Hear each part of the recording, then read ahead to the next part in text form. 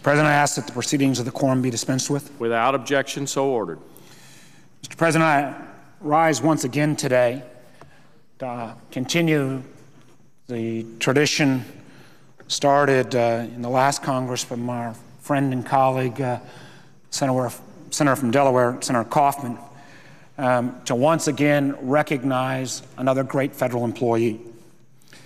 I think this particular recognition is critically important since last week this Congress came to the brink, unfortunately, of shutting down the federal government, which would have had a dramatic effect upon literally 800,000 federal employees, many of which toil tirelessly, oftentimes in the proverbial vineyards, trying to make sure that they serve the American people.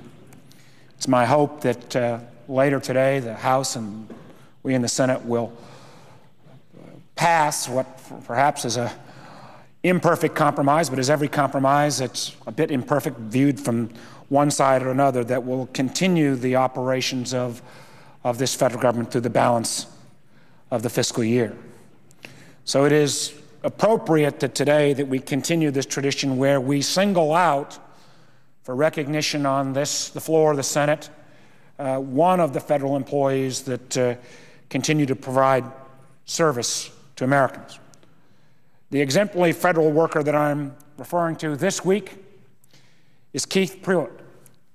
Mr. Prewitt is the Deputy Director and 27-year veteran of the United States Secret Service.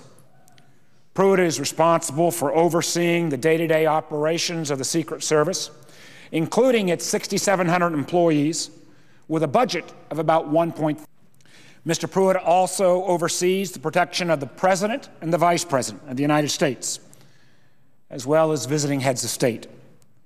He has an impressive resume that includes handling security during 3 presidential campaigns, 2 White House details, and overseeing trips protecting American officials in more than 110 countries. Mr. Prewitt was first drawn to a life of public service when he was in high school in the 1960s in Memphis, Tennessee. He met a local Memphis police officer who had encouraged him to obey the city curfew and stay safe and stay out of trouble. Mr. Prewitt said this police officer inspired him to enter public service. Coincidentally, he went on to become a Memphis police officer following his graduation from college.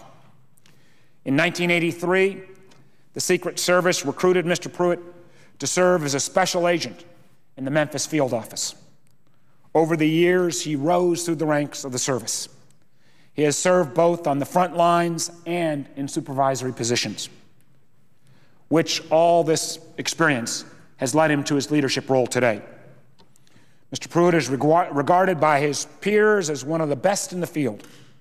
He has been described as a man of high value and honor who views each day as a training day and is extremely dedicated to his work and loyal to the people that work with him.